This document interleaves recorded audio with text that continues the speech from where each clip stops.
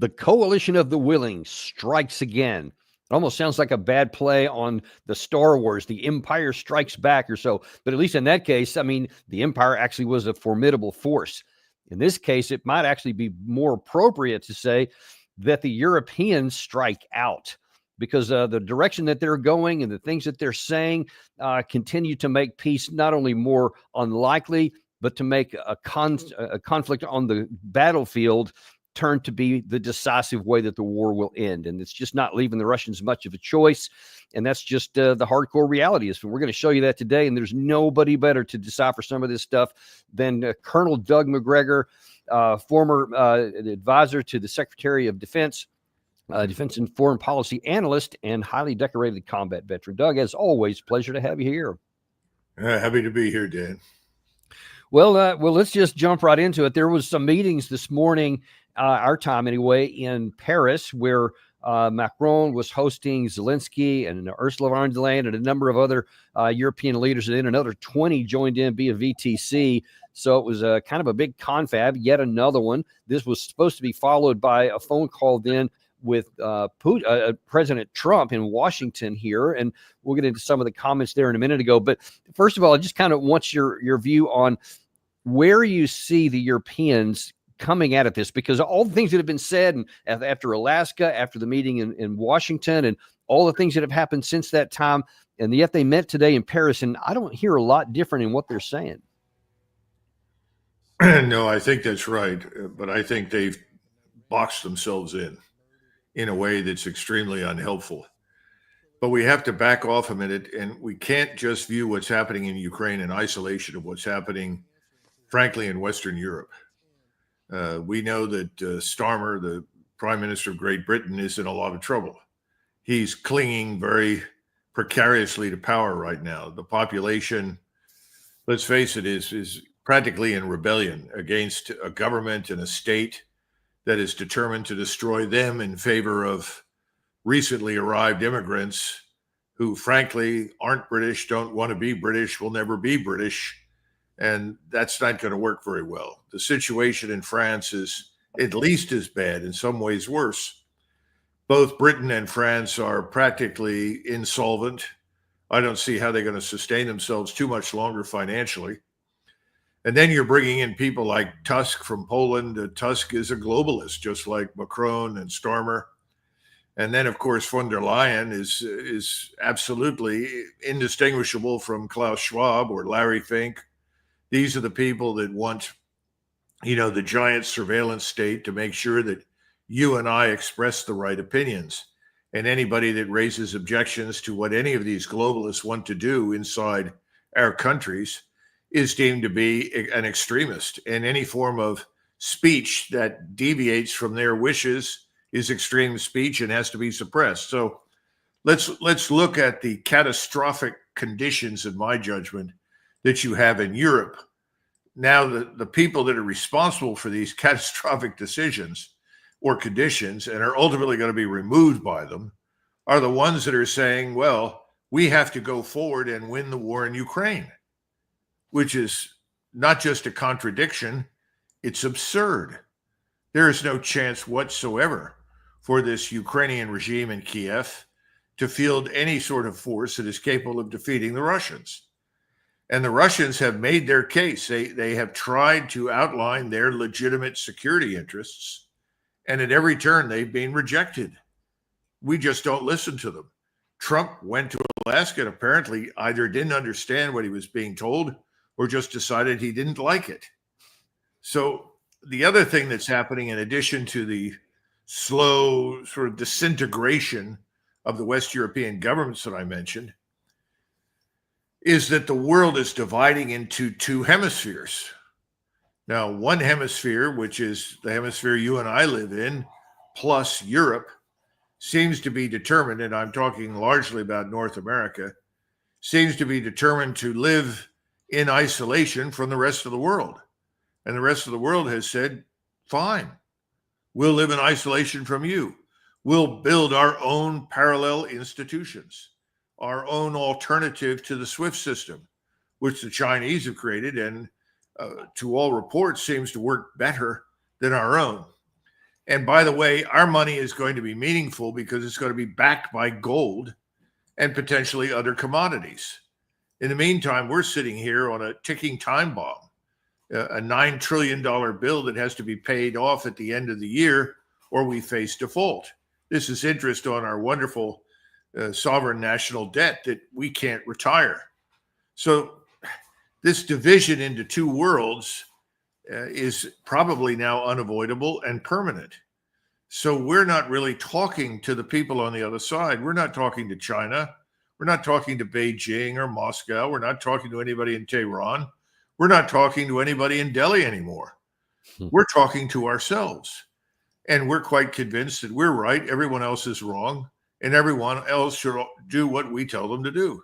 It's almost Kafkaesque. Yeah, and definitely frustrating-ish.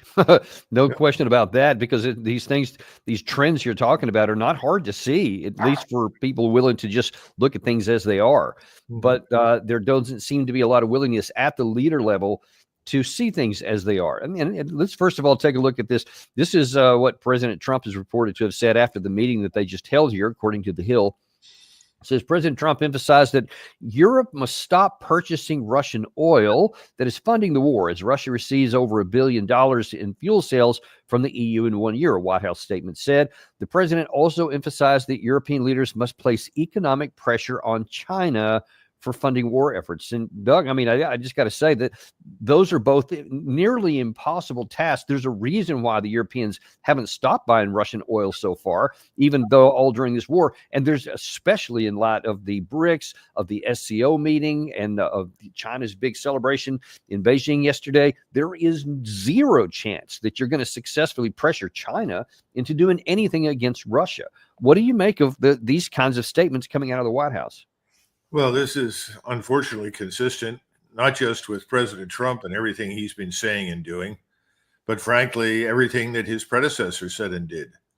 At every turn, our answer to the Russians, and whenever they expressed their views on anything, and whenever they tried to explain their legitimate national security interests, whenever they talked about a new security architecture, one in which Russian security, German security, anyone's security in Europe would not be purchased at the expense of anyone else.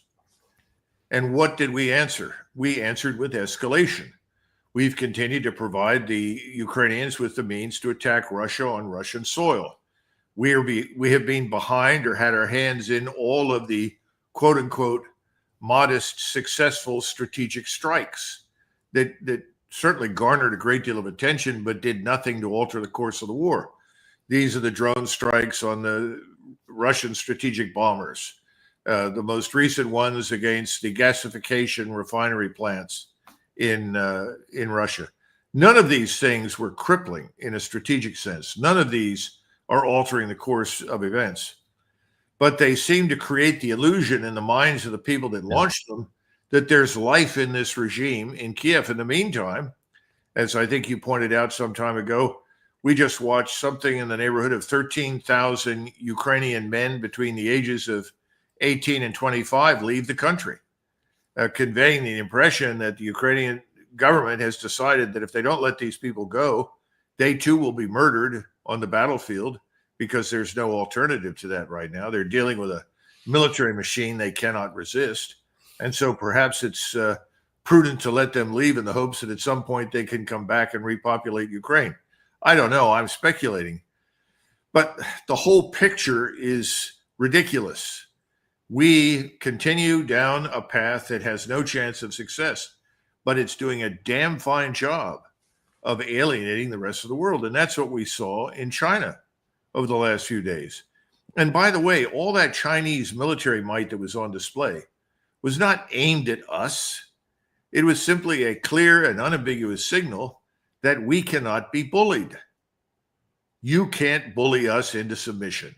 You can't force us into any sort of arrangement that is not in our interest. And by the way, they haven't said anything or done anything to suggest that they want to harm us. We're the ones insisting that their success in any way, shape, or form is harming us. I mean, stop and consider this. We've spent what, between $8 and $14 trillion since 2001 on all of these catastrophic military strategic failures. Just stop and think about that sum.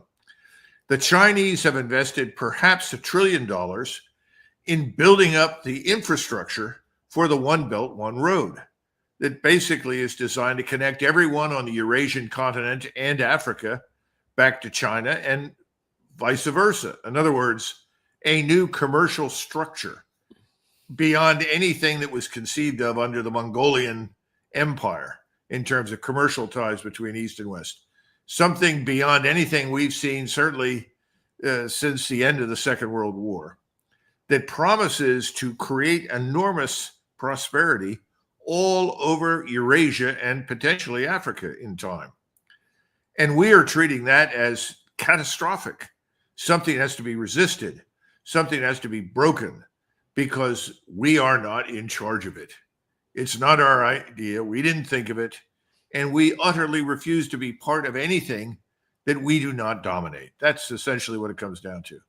So Donald Trump, for all of his rhetoric about, settling conflicts and promoting peace and prosperity, is in the same business as his predecessor, trying to cling to the impossible position of global military hegemony run from Washington.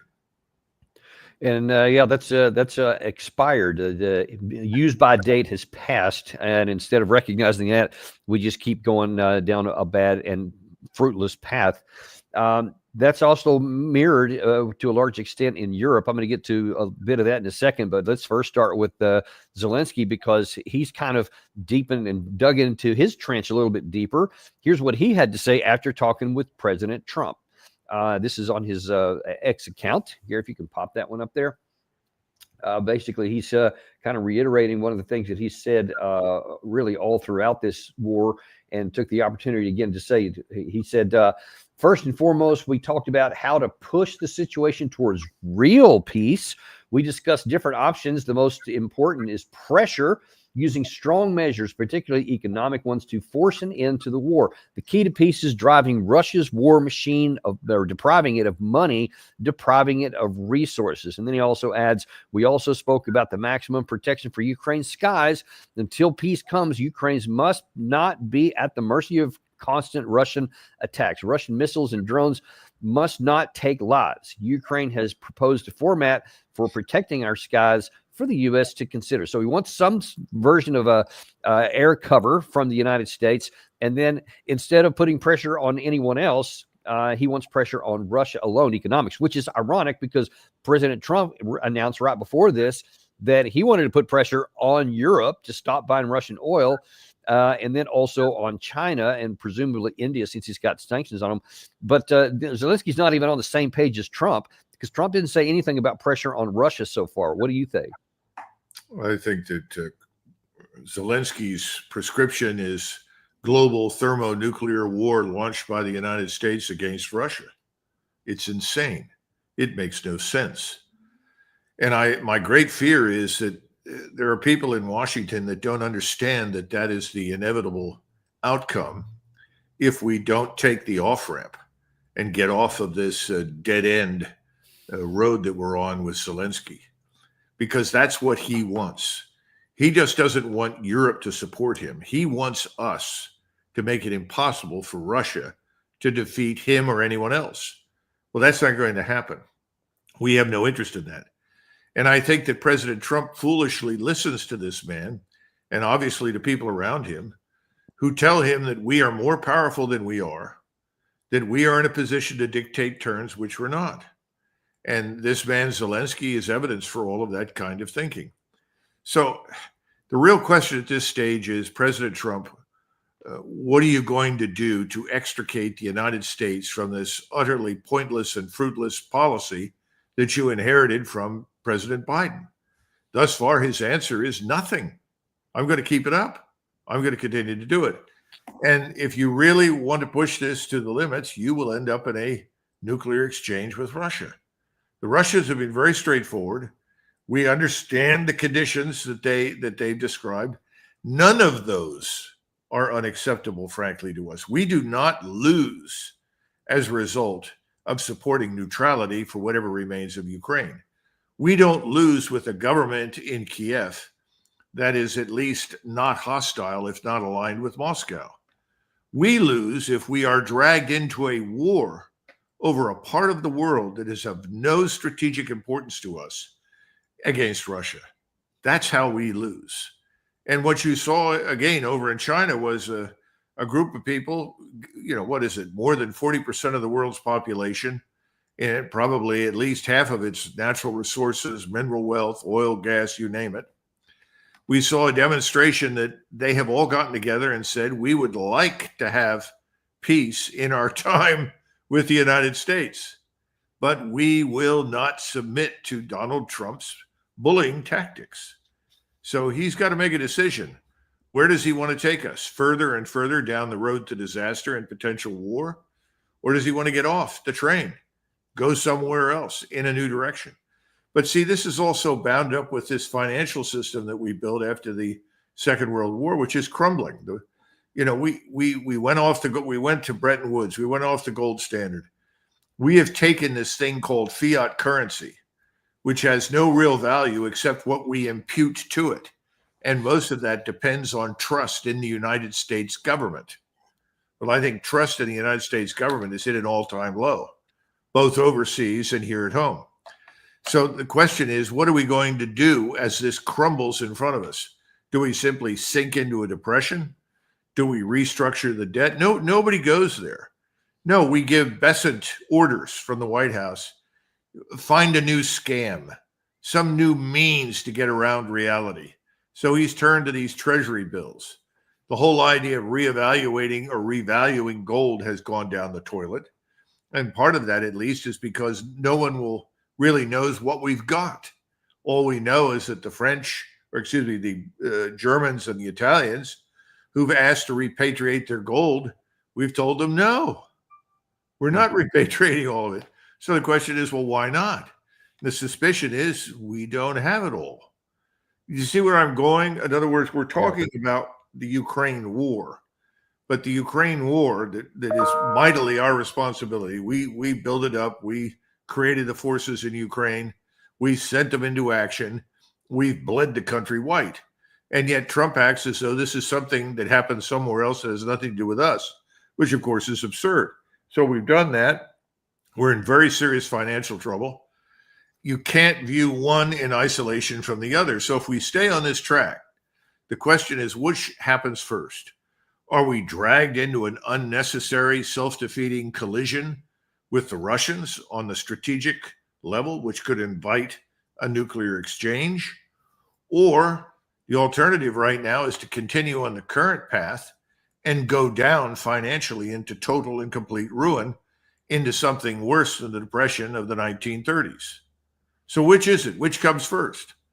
I'm not an expert, but I think it's pretty clear that's where we are right now. Yeah, and it's unfortunate because there ought to be a third option there, or we can acknowledge reality, cut off this bad deal, to use Trump's terminology there, and just cauterize that wound and start getting back into something in a more normalized relations, which might forestall some of the economic stuff. It may be too late for that, but at least there's an option. But that doesn't appear to be on the table. Ironically, it seems that Vladimir Putin is trying to give Trump an off-ramp by countering one of the biggest accusations that the West makes against Russia, which is always that we got to stop them here because otherwise they're going to roll into France and the UK, which their leaders have said in just the last couple of weeks here. Putin addressed that thing yesterday in Beijing. As for if the multipolar world has been established or not, well, its outlines are there by and large, but I wouldn't really speak about any domineering poles. It doesn't mean that this new multipolar world should have any hegemons, because no one is speaking about this, not in BRICS, not in the SCO. Everyone has equal rights in this multipolar world. And from international law point of view, everyone must have equal rights, must be in the similar position. Yes, there are economic giants like India or China, and actually our country is among top 4 biggest economies if we speak about purchasing power narrative. These are the current realities. That's not something that we would like to have. That's what international organizations calculate, but it doesn't mean that anyone should dominate over the politics or over global security. So you see that President Putin there is saying, listen, hey, we're not trying to dominate anyone. We're not trying to, even within BRICS, we're not trying to have this counterweight to the Western way of thinking. We're actually saying it's a multipolar world, and you're one of the poles. So we can continue going down that path, but everyone's going to have equal rights here. So this whole idea that we're getting up and having this big economic and maybe a military bloc in order to, come after you is not true. They don't have any interest in doing that. And Doug, as you said just a minute ago, China is more interested in doing business than they are in conquering anybody. Well, again, there's an unwillingness. In fact, it was a good report that Dan Grazier just put out talking about the high improbability of any Chinese invasion of Taiwan, which gets all the attention that you can imagine. I think we've lost our touch with reality. China is a nation of 1.4 billion. Every morning Xi wakes up and his number one concern is, how do I hold this country together? People don't understand that. China is got 4 or 5 versions of a nation like the United States within its borders. This is not an easy thing to control. In fact, this is one of the myths that is widespread in the West, that this man Xi is the ultimate super dictator who controls everything, everywhere, all the time. No, in fact, his biggest problem is that he doesn't. And one of the reasons he was appointed to the job was to tackle the biggest problem they face, which is still corruption inside Chinese society. And that corruption has led to the mass don't want to say mass, but the execution and imprisonment of untold numbers of senior officials in the Chinese government, in the military. There are more problems inside China than people in the West appreciate. So and then the false notion, because we project onto China the Western experience, is that, well, to fix these problems, Xi needs a war. The last thing Xi needs is a war. They have just been embarked on the largest building program in human history, certainly since the 1990s. So let's just say 25 years, building cities, building platforms, building transportation, as you name it. If you're interested in doing that sort of thing, the last thing on your mind is what? War. Because what promises to destroy all of that is a war. So there just isn't the evidence for this overwhelming Chinese threat that is like the sword of Damocles hanging over our heads. It's just unreal. But unfortunately, that falls on deaf ears. You have this sort of cyclical predisposition to spend lavishly on defense. And by the way, our return on investment is not very good. We spend more for everything that we have in defense than almost any other country in the world. And then this in turn enriches large numbers of people in Washington. Yes, it does keep assembly lines open in many places. But the biggest beneficiaries are the people that are the quote unquote shareholders. And they have no real interest in peace. And so they are happy to advocate for conflict. And if you look at all the people at the top of the military, no one is stepping forward asking any questions about, well, strategically, would it not make sense for us not to provoke, not to intervene?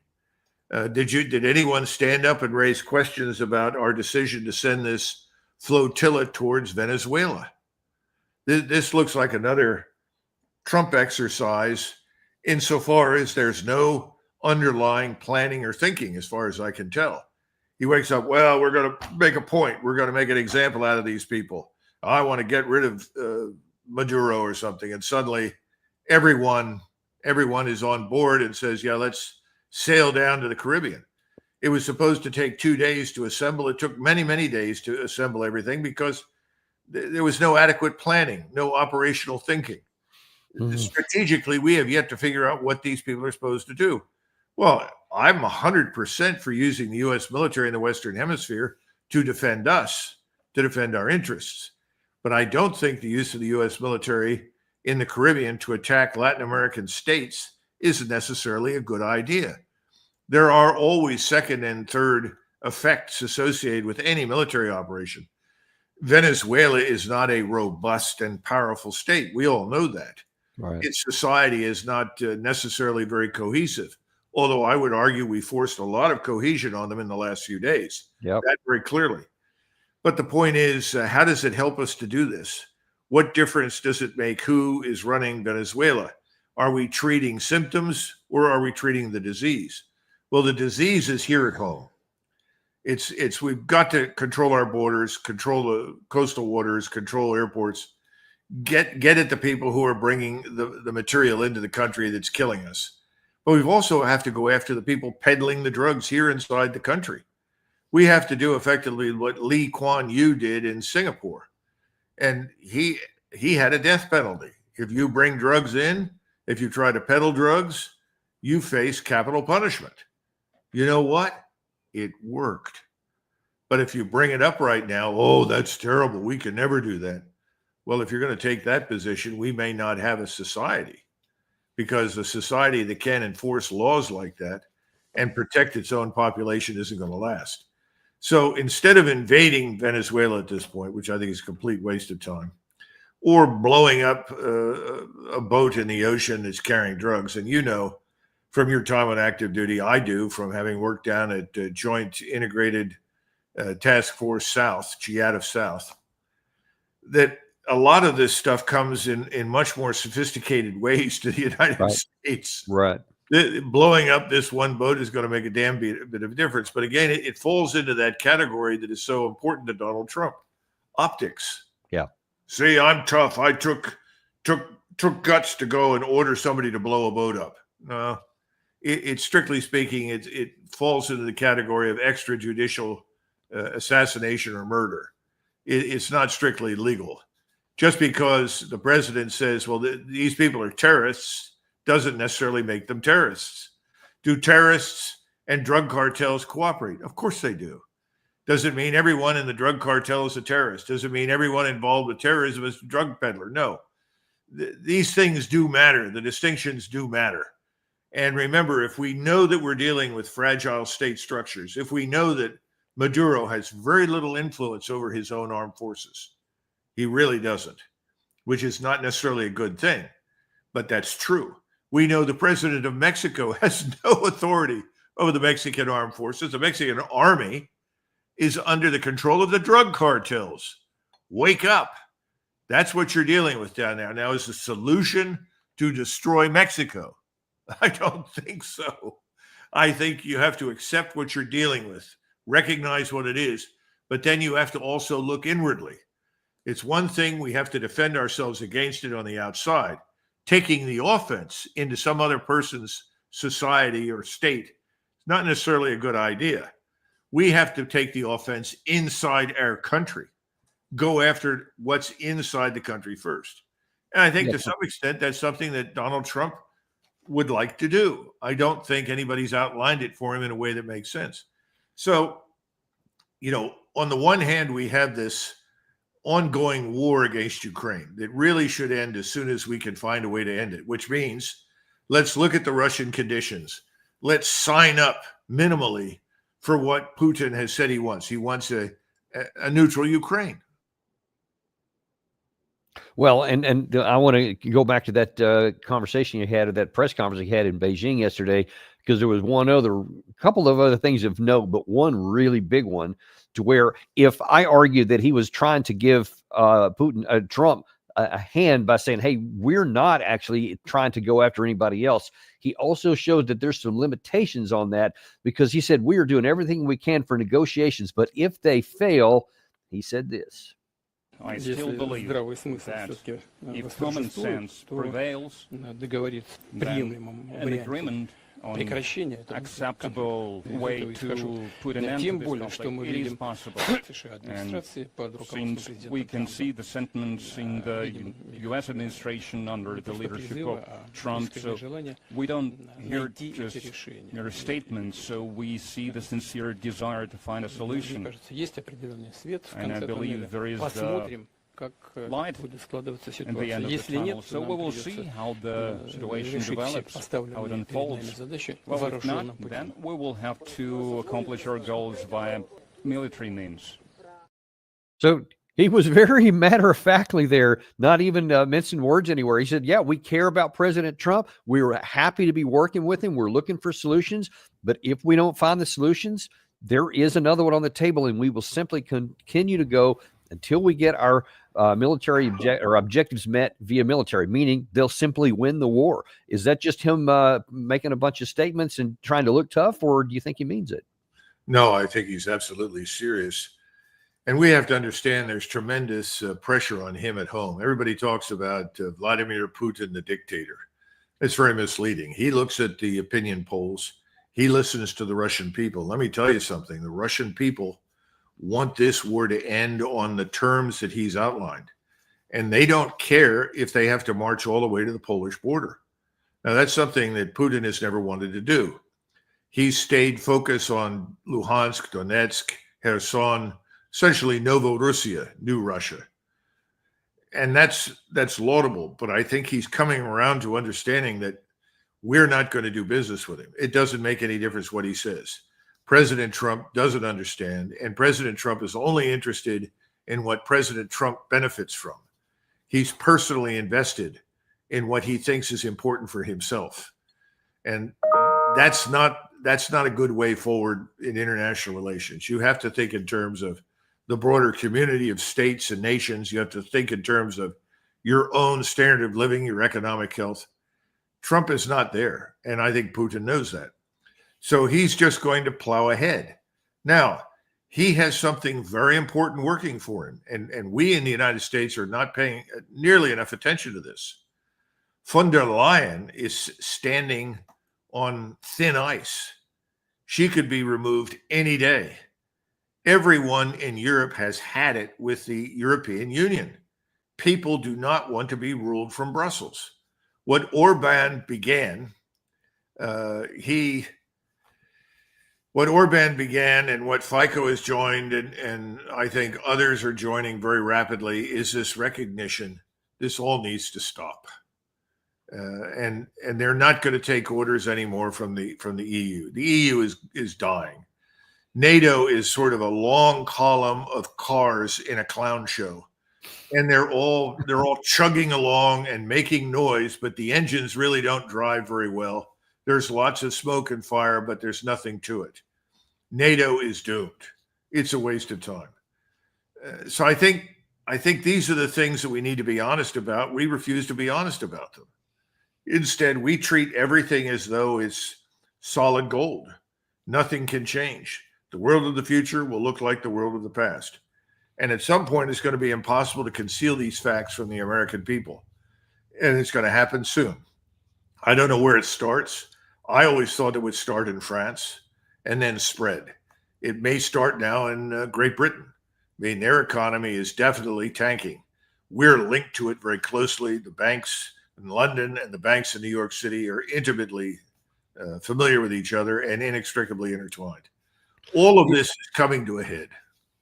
You know, it's interesting, Doug, if Putin is trying to give a lifeline to Trump to try to reach across to bring this to an end, and Trump is having these meetings, which he had in the Oval Office with all the European leaders following Alaska, and then this VTC that he had today, it doesn't look like the European leaders are trying to find any common ground with Trump. In fact, it looks like they're trying to undermine him. Here is German Chancellor Merz giving his opinion on Vladimir Putin just a day ago. He is a war criminal. He is perhaps the most serious war criminal of our time that we are currently seeing on a large scale. And we simply have to be clear about how to deal with war criminals. So, yeah, we have to be clear about how to deal with war criminals. I mean, I don't know what he actually means when he says we have to deal with them, but I mean, the implication being you can't make a deal with them. if he's a convicted or, a real war criminal, you don't want to make a deal with him and let him, off scot-free. What does this tell you about what the European mentality is? Well, we got to be careful about what the European mentality is, because again, we're talking about the globalist regimes in Berlin, Paris, and London. So, like Merz sees value in China's use of digital ID systems. This supports his desired mechanism of social governance. In other words, digital transformation, cultural, political uniformity, and global governments, these things go together. That's what he's striving to achieve. But he's dealing with a population in Germany, just as Macron is in France and Starmer in Great Britain, that they don't want this. In other words, they want to live in freedom. They want free speech. They don't want to be governed from Brussels. So Merz is standing there preaching this nonsense, and the only people who are listening attentively to it are the people that you saw on television and in the networks, which are ultimately in the hands of the state anyway, which is one of the problems in Germany. State-owned media. I mean, we have a problem with media in our country because they're owned by people that want us involved in these catastrophes, but at least they're not yet state-owned. His state-owned media is supporting this nonsense, but people are figuring it out. I mean, Poland's another great example. Tusk wants to go down, with Ukraine into the dustbin of history. He wants to die with the rest of these fools, but the Polish people don't. And the new president, Nawrocki, doesn't want to do that. It's changing. I guess my bottom line point is all of this is going to change in the very near future. We need to exercise a little patience. Putin, not Trump, is going to get what he wants because new leadership will emerge. The vacuum that ensues is going to be filled by nationalists. You have a party now in the Czech Republic called the Party of Discontented Citizens. It's got 30% of the vote. Wow.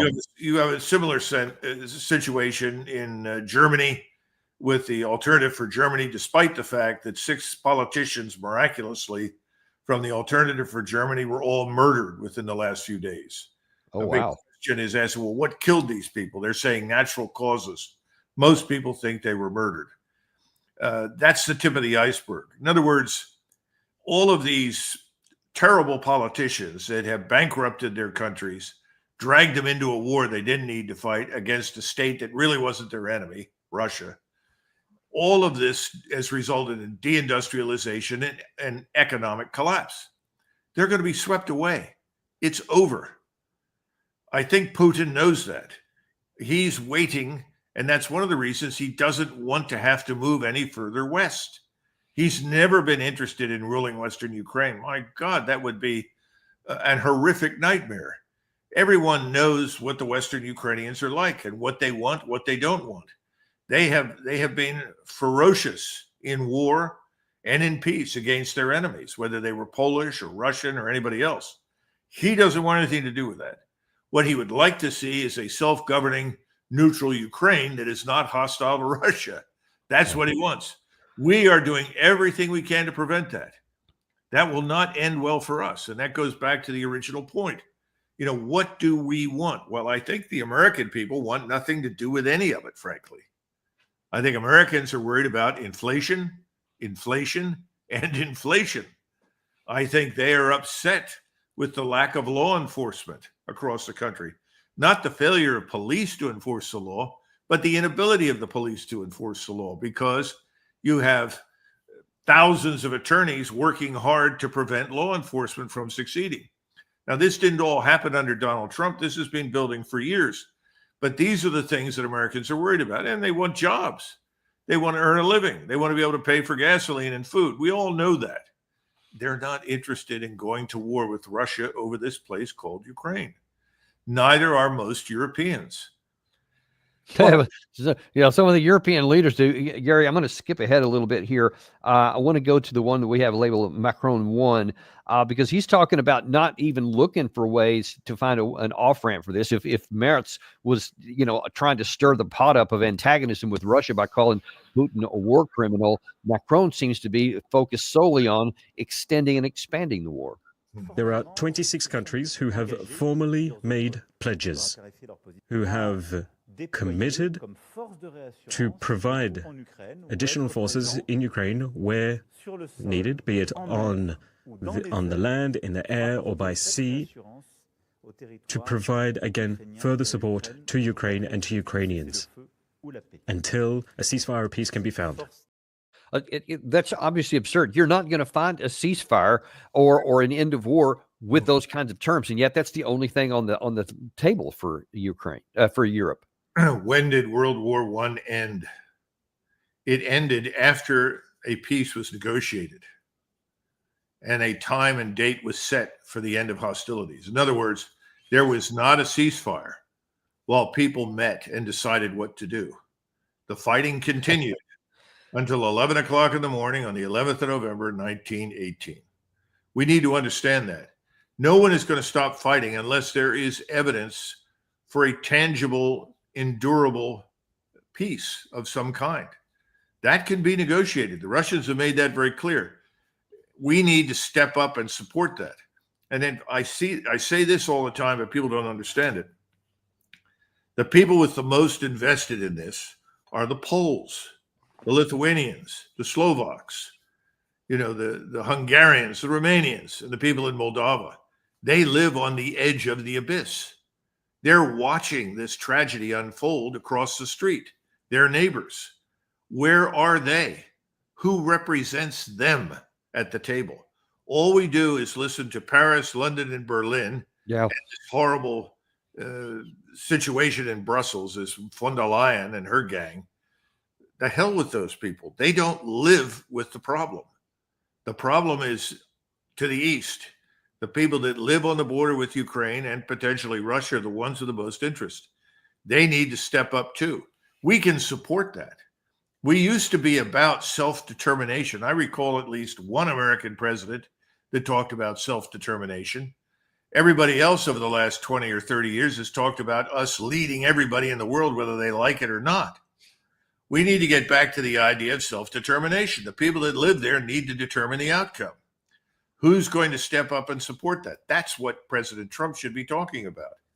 But I never hear it. It's as though he thinks he's the emperor of the world. And the message in China was, no, you're not. We're not even in your world anymore. We have our own financial system. We're going to have our own way of doing business. And if you don't like it, it's fine. We don't need to trade with you. You are not the indispensable trading partner you once were. We can do this on our own. And our answer to that is what? Threats. Makes no sense at all. Yeah, and I think we may find to our pain that one day it is we who can't do without them rather than the other way around. And doesn't have to get to that point, but it does seem like we're on the path there. In fact, I kind of as a wrap up to this section here, given where all the parties are, and that means Trump, Zelensky, Europe, and Putin, like four corners of a boxing ring, do you see any prospect that this war can be over anytime soon, whether militarily or diplomatically? I think the war could end this year. The war could end in 2 weeks. It could end in a month. And not necessarily simply because Russian forces crossed the Dnieper in advance. It could end because the Europeans recognize that it will not end unless they end it. We're no longer capable of ending anything. We can reinforce failure. We can cultivate more chaos and destruction. That's what the National Endowment for Democracy as a front for the CIA has done. That's what USAID has done. But we're not capable of walking in and helping people find a way out of this. That's the sad tragedy. The same is true in the Middle East. We have made ourselves not just part of the problem, but one of the main problems. So I think it all depends on the people in Europe. I think they need to get rid of these governments. I think they can rise up and do that. But in a place like Germany, which is arguably the most important state in Europe, you now have Merz and his friends who want to run around and arrest anybody that disagrees with them, that sees any divergence from their globalist agenda, which is catastrophic for the German people, as the enemy. And I think he has to be removed. So I've reached the point now where when I talk to my friends in Europe, and I lived 10 years of my life over there, 8 of it in Germany, I tell them, you've got to rise up and liberate yourselves from these people. They're a catastrophe. And we are of no help because we have no interest in seeing an independent, capable Europe emerge. I don't think we ever have. We very much liked vassalized European states, dependent upon us, that would do as we ordered them to do. Well, the proverbial chickens have come home to roost. It's time to get out from under us. And we should welcome the opportunity to disengage from them. They need to determine their destiny, not us. And they can do that because Putin is not marching west into their countries. Doesn't want to go there. No one in their right mind would. Indeed. Before I let you go here, I want to look at a related thing. You mentioned earlier in this episode here about how you hope we don't get into a situation where we get into an actual confrontation with Russia because it could all too easily go nuclear and then everybody loses at that point.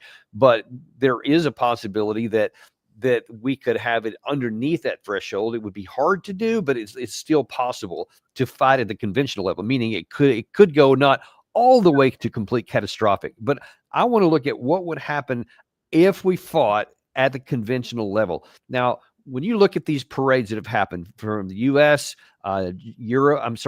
Russia and China here in the last few days, now, obviously, these things are, you can choreograph a lot of stuff, and what somebody looks good in a parade doesn't necessarily translate into combat capability.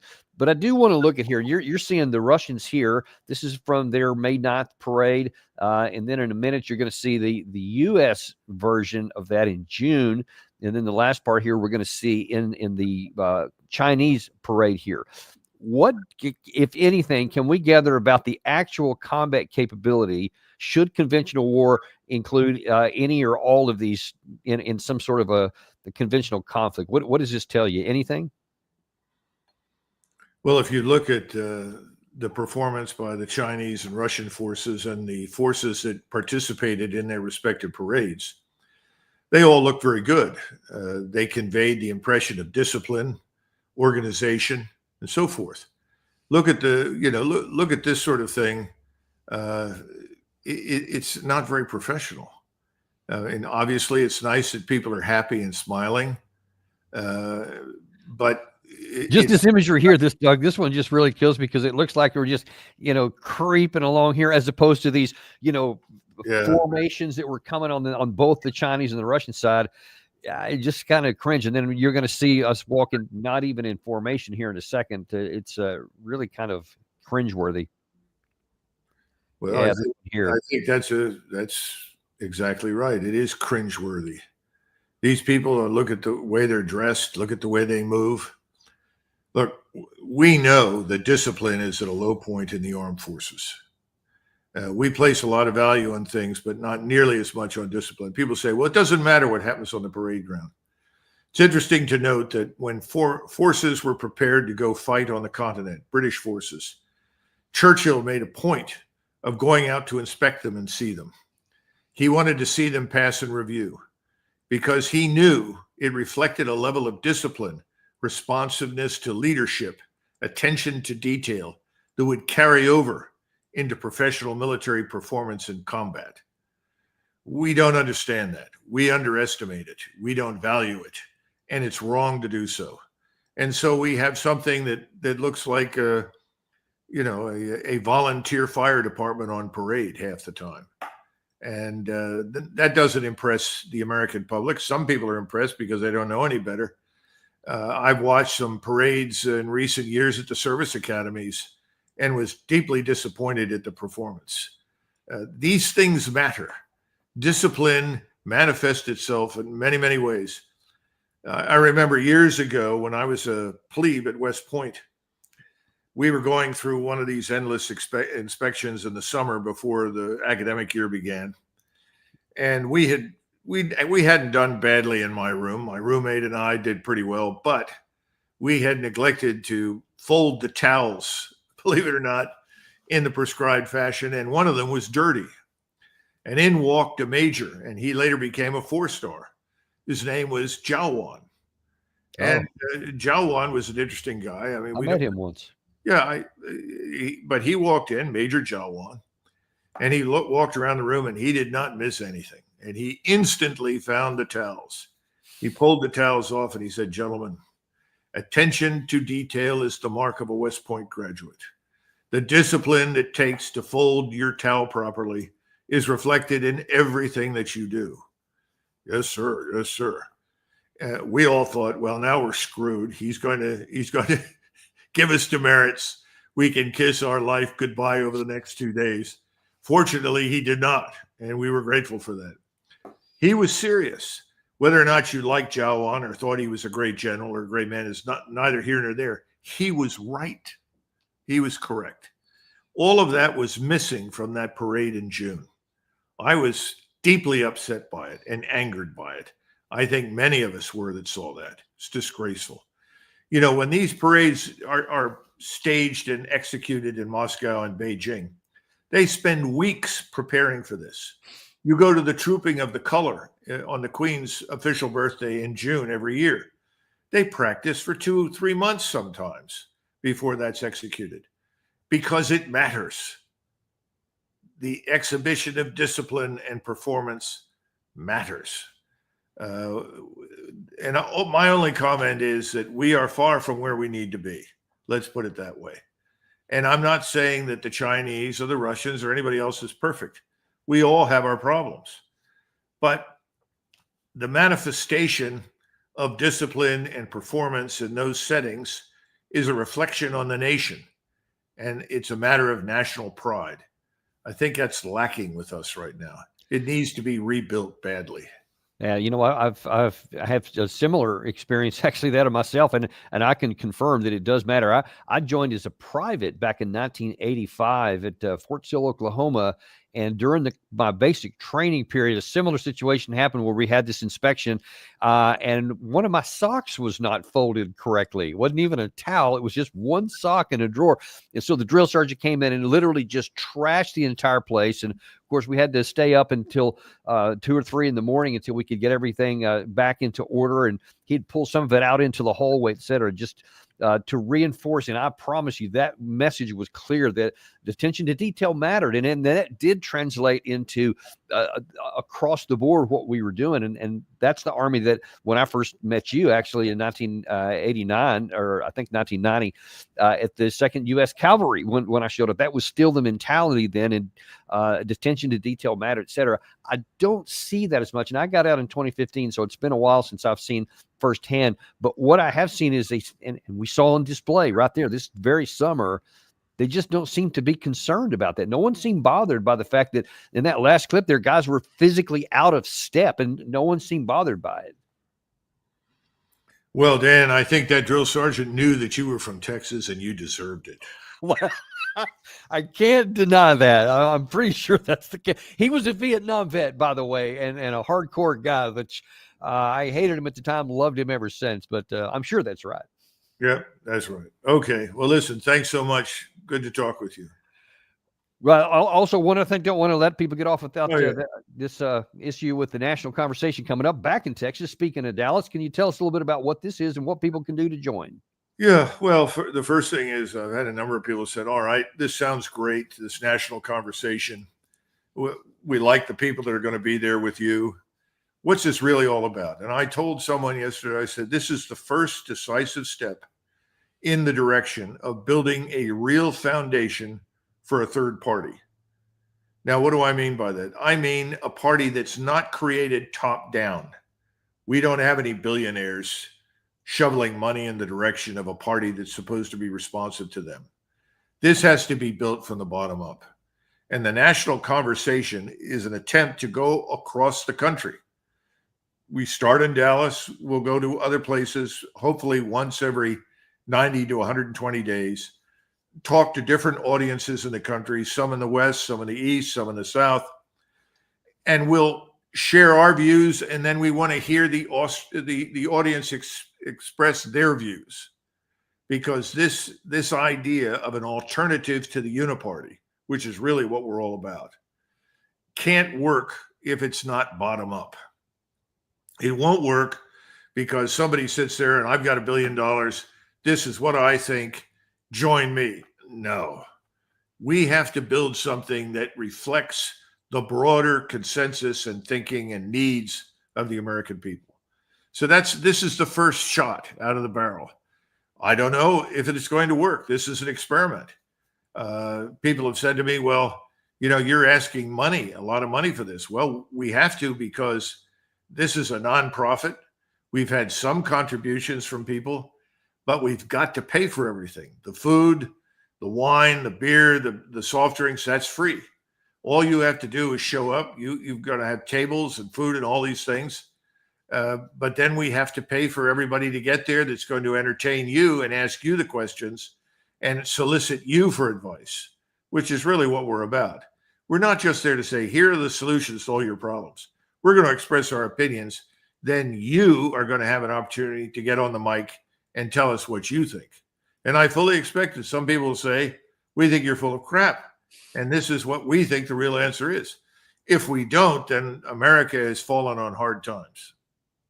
Well, it's awesome. I'm a big supporter of that, and we'll certainly promote that here because it is desperately needed. And I agree with you. Somebody like Elon Musk, who said in a fit of anger after he got out of the Trump argument that he's going to spend billions of dollars and form this new party. Nobody's going to follow another rich guy that is just kind of a pouty face. They're going to look for somebody that can actually solve problems. And so I'm a big supporter of this, and I recommend anybody in our viewing audience here that's from the Dallas area, by all means, go there. This is thenationalconversation.org. Go and check them out. And they'll be in the Frontier of Flights Museum, which is a very impressive museum. Yeah, that's just outside of Dallas left field, if I'm not mistaken, close to downtown. Right. Wish I could be there, but we'll certainly be. Why not? Come on, pack it up, get into your pickup truck and drive on down. I might do that. Well, let me see if I can fill it up with others. Bring them along. All right. Thanks a lot, Doug, for coming on, and we appreciate you guys. Be sure and like and subscribe if you haven't done that on your way out, and we will look forward to seeing you on the next episode of the Daniel Davis Deep Dive.